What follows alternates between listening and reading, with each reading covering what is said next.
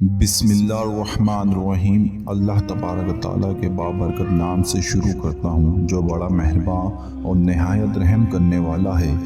اسلام کے ہر دور میں مسلمانوں پر طرح طرح کے ظلم و ستم کیے گئے اور مسلمانوں کو اللہ تبارک تعالیٰ کی ذات اور ان کے ایمان سے دور کرنے کی بھرپور کوششیں کی گئیں، لیکن جو سچا مسلمان ہوتا ہے وہ اپنا سب کچھ تو لٹا دیتا ہے پر وہ اپنے سچے رب کو کبھی نہیں چھوڑتا۔ اس مسلمان کا اس کا سب کچھ اس کا حقیقی مالک اللہ عز و جل ہوتا ہے۔ یہی وجہ ہے کہ رب کریم اپنے بندے سے 70 ماؤں سے بھی زیادہ پیار کرتا ہے۔ ایسا ہی ایک ایمان افروز واقعہ آج ہم آپ کو اس ویڈیو میں بتائیں گے کہ کس طرح ایک خاتون نے کہ اپنا سب کچھ اپنے سچے رب پر قربان کر دیا۔ دوستو، یہ ایمان افروز واقعہ فرعون کی بیوی کا ہے۔ آج کی ویڈیو میں ہم آپ کو بتائیں گے کہ دنیا کے سب سے بڑے ظالم اور جابر جو کہ خدائی کا دعوے دار تھا، اس کے باوجود بھی اس کی بیوی کس طرح اللہ تبارک تعالیٰ کی وحدانیت پر ایمان لے کے آئی، ان کا ایمان لانے کا سبب کیا بنا،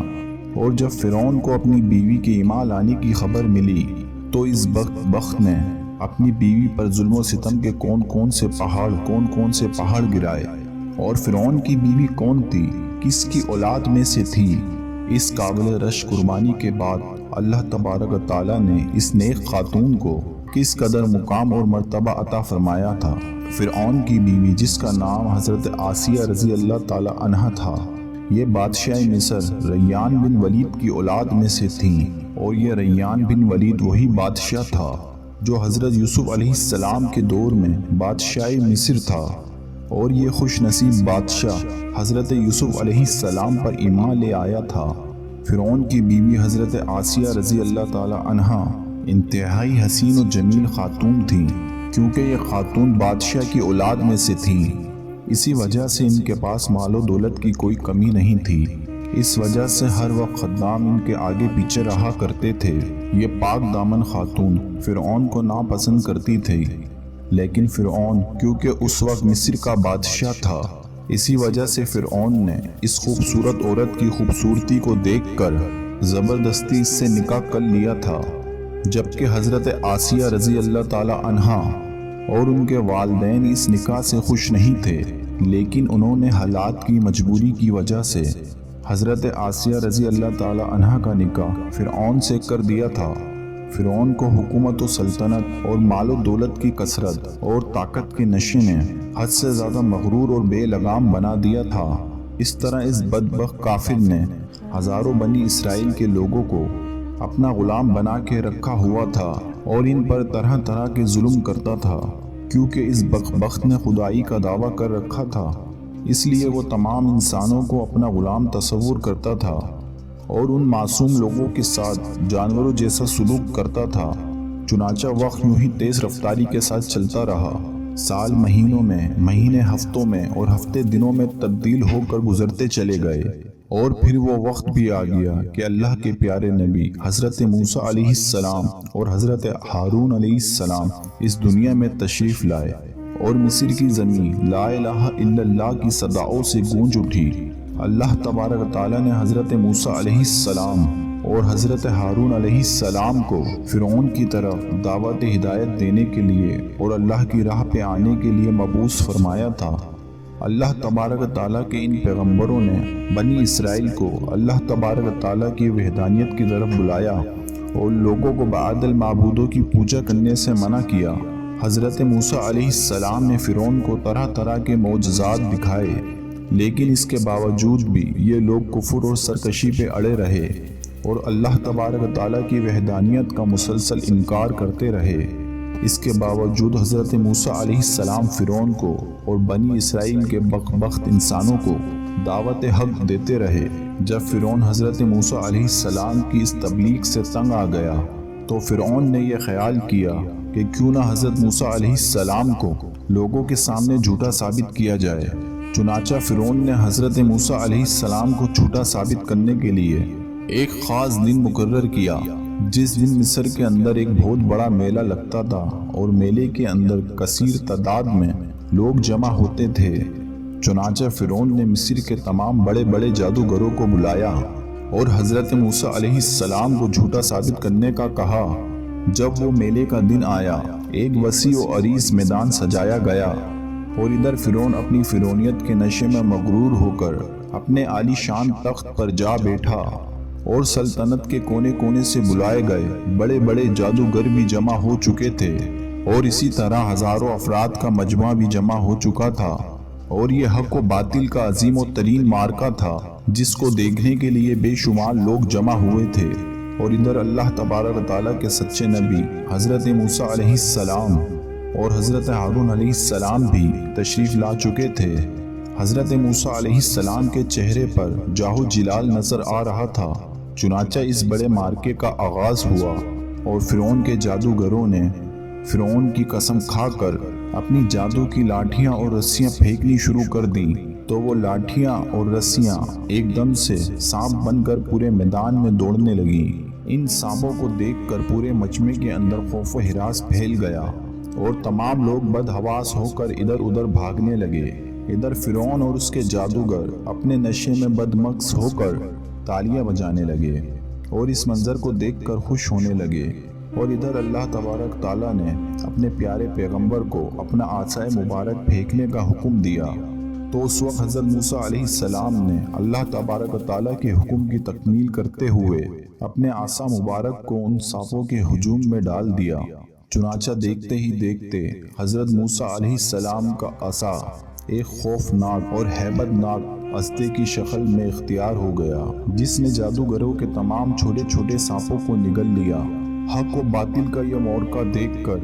جادوگروں کے دلوں میں ایمان کی شمع روشن ہو گئی، اور تمام جادوگر اللہ تبارک و تعالیٰ کی بارگاہ میں سجدے میں گر گئے، اور تمام جادوگروں نے اللہ تبارک و تعالیٰ کی وحدانیت کی تصدیق کی اور اللہ تبارک و تعالیٰ کی سچی ذات پر ایمان لے آئے۔ چنانچہ جب حضرت موسیٰ علیہ السلام کے اس عظیم و شان معجزے اور جادوگروں کی ایمان لانے کی خبر حضرت آسیہ رضی اللہ تعالیٰ عنہ کو پہنچی، ان کے دل میں بھی فوراً حق کا نور چمک اٹھا، اور اس طرح حضرت آسیہ رضی اللہ تعالیٰ عنہ اللہ تعالیٰ کی وحدانیت پر ایمان لے آئی۔ لیکن ان کا ایمان لانا اتنا آسان نہ تھا، کیونکہ وہ ایک جابر اور ظالم اور خدائی کے دعوے دار بدبخت حکمراں کی بیوی تھی، اور حضرت آسیہ رضی اللہ تعالیٰ عنہ کے دل میں یہ بھی ڈر تھا، اور اگر فرعون کو میرے ایمان کا پتہ چل گیا تو وہ ظالم بادشاہ مجھ پہ ظلم و ستم کے پہاڑ ڈھائے گا اور اپنے ظلم کی تمام حدیں پار کر دے گا۔ لیکن اس کے باوجود بھی حضرت آسیہ رضی اللہ تعالیٰ عنہ نے اپنا سب کچھ اللہ تبارک و تعالیٰ کی ذات پر چھوڑ دیا اور اللہ تبارک و تعالیٰ کی وحدانیت پر ایمان لے آئی۔ ابتدا میں حضرت آسیہ رضی اللہ تعالیٰ عنہ نے اپنے ایمان کو کسی پہ ظاہر نہ کیا۔ کچھ عرصہ یوں ہی گزرتا رہا، اور پھر ایک دن ایسا عجیب و غریب واقعہ پیش آیا جس کے بعد حضرت آسیہ رضی اللہ تعالیٰ عنہ کے دل میں فرعون کے لیے مزید غضب کی آگ بھڑک اٹھی، اور حضرت آسیہ رضی اللہ تعالیٰ عنہ فرعون سے مزید نفرت کرنے لگی، اور فرعون کے مسلمانوں پر کیے جانے والے ظلم و ستم حضرت آسیہ رضی اللہ تعالیٰ عنہ کے لیے ناقابل برداشت تھے۔ چنانچہ وہ عبرت ناک واقعہ کچھ یوں پیش آیا کہ فرعون کی بیٹی کی ایک خادمہ تھی جو فرعون کی بیٹی کے سر میں کنگھی کیا کرتی تھی۔ ایک دن اس خادمہ کے ہاتھ سے کنگھی گر گئی، تو اس خادمہ نے بسم اللہ پڑھ کر اس کنگھی کو اٹھا لیا۔ اس وقت فرعون کی بیٹی نے اس کلمات کو سن لیے اور فرعون سے جا کر اس خادمہ کی شکایت کر دی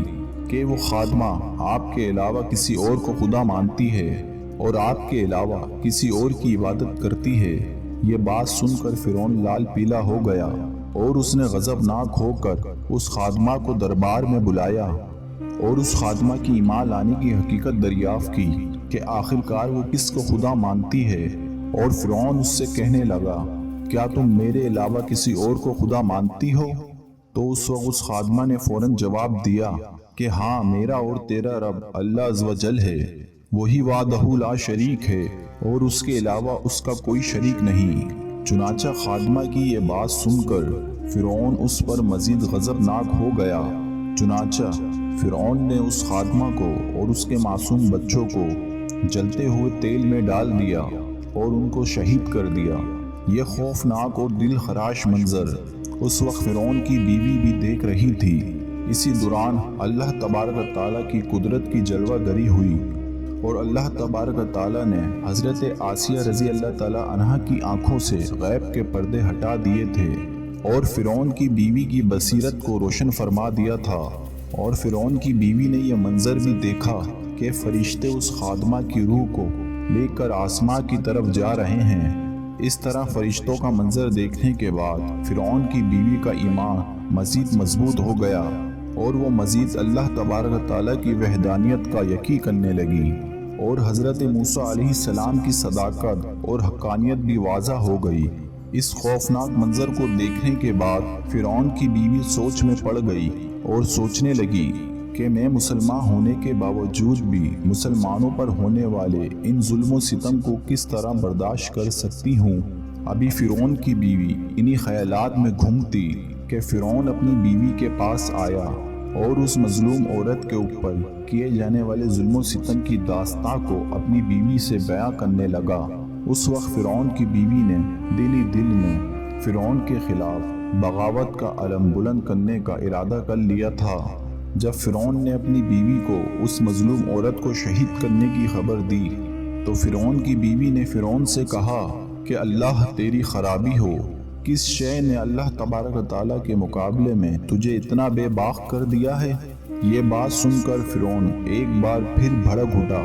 اور اپنی بیوی سے کہنے لگا کہ تجھے بھی اسی جنون نے آ لیا ہے جس جنون کے اندر وہ خاتمہ مبتلا تھی۔ چنانچہ اس کے جواب میں فرعون کی بیوی نے فرعون سے کہا کہ مجھے کوئی جنون نہیں آیا، میں تو اس خدا وحدہ لا شریک پہ ایمان لا چکی ہوں جو میرا اور تیرا اور تمام جہانوں کا سچا رب ہے۔ اس طرح اس بہادر خاتون نے کھلم کھلا فرعون کے سامنے اپنی ایمان کا اظہار کیا۔ فرعون اپنی بیوی کی یہ بات سن کر حیران اور پریشان رہ گیا اور فرعون شروع میں بغیر ظلم و ستم کے اپنی بیوی کو سمجھانے کی کوشش کرنے لگا اور فرعون نے اپنی بیوی کو ایمان سے دور کرنے کے لیے ان کے والدین کو بھی بلایا اور ان کو دھمکی دینے لگا، اگر تمہاری بیٹی نے حضرت موسیٰ علیہ السلام کے خدا کا انکار نہ کیا تو ضرور یہ موت کا مزہ چکھے گی۔ چنانچہ حضرت آسیہ رضی اللہ تعالیٰ عنہ کے والدین نے تنہائی کے اندر حضرت آسیہ رضی اللہ تعالیٰ عنہ کو سمجھانے کی کوشش کی، لیکن حضرت آسیہ رضی اللہ تعالیٰ عنہ کا ایمان کیونکہ مضبوط ہو چکا تھا، اسی وجہ سے انہوں نے ان کی بات ماننے سے انکار کر دیا اور حضرت آسیہ رضی اللہ تعالیٰ عنہ اپنے والدین سے کہنے لگی کہ میں اللہ تبارک و تعالیٰ کی وحدانیت کا انکار نہیں کر سکتی، بے شک وہ سچا رب ہے۔ چنانچہ جب فرعون کا یہ حربہ بھی ناکام ہو گیا تو اس وقت فرعون نے اپنی بیوی کو طرح طرح کی اذیتیں دینے کا فیصلہ کیا تاکہ یہ اپنے ایمان سے دور ہو جائے اور مجھ کو خدا ماننے لگے۔ پیارے دوستو، روایات میں آتا ہے کہ فرعون کے حکم سے حضرت آسیہ رضی اللہ تعالیٰ عنہ کو طرح طرح کی اذیتوں کے اندر مبتلا کر دیا گیا،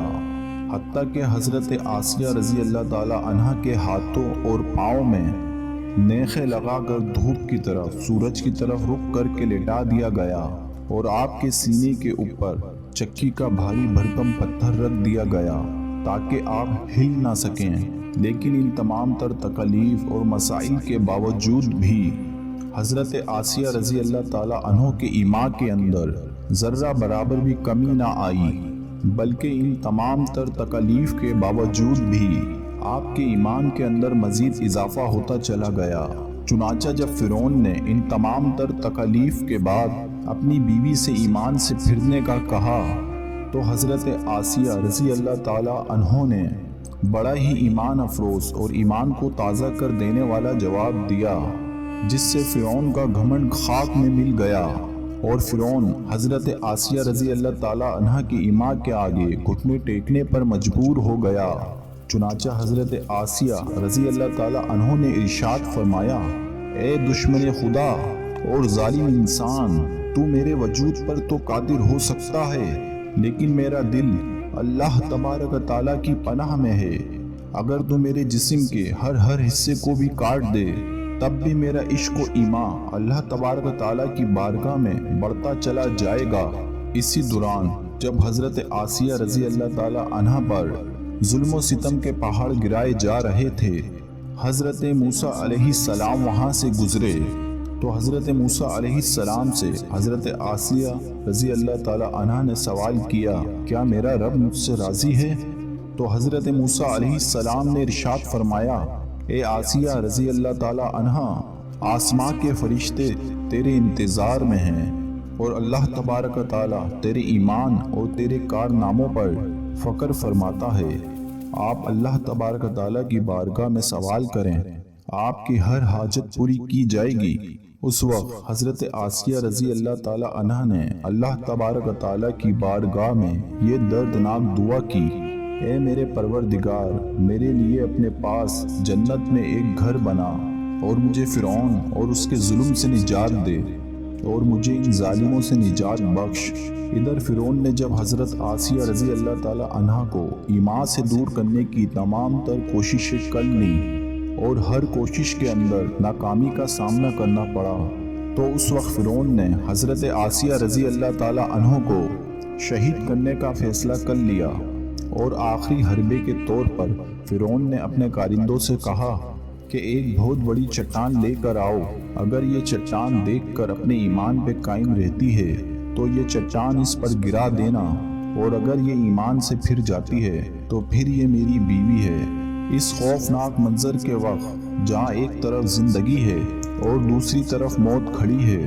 تو اس وقت حضرت آسیہ رضی اللہ تعالیٰ عنہ نے آسمان کی طرف نگاہ اٹھا کر دیکھی تو جنت کے اندر اپنا سفید موتیوں والا محل نظر آیا، جس سے آپ کا ایمان مزید بڑھ گیا اور اسی حالت میں آپ کی روح پرواز کر جاتی ہے، اور اس کے بعد آپ رضی اللہ تعالیٰ عنہ کے جسم مبارک پر وہ چٹان گرا دی جاتی ہے، اور وہ چٹان ایسے بدن پر گرتی ہے جس میں روح نہیں ہوتی۔ اس دردناک واقعے کے دوران جب فرعون اپنی بیوی پر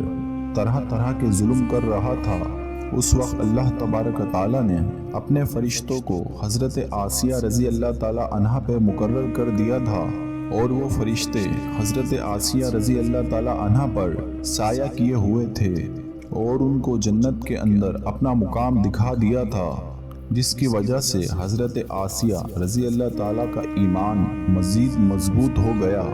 اور فرعون کی تمام مصیبتوں کو آپ بھول گئیں۔ اس طرح حضرت آسیہ رضی اللہ تعالیٰ عنہا نے دنیا کی تمام تر تکلیف اور مصیبتوں کو برداشت کیا، لیکن اللہ تبارک و تعالیٰ کی وحدانیت کو نہیں چھوڑا، اور پھر اللہ تبارک و تعالیٰ نے حضرت آسیہ رضی اللہ تعالیٰ عنہا کو وہ مقام عطا فرمایا جو مقام آج تک کسی کو نہیں ملا۔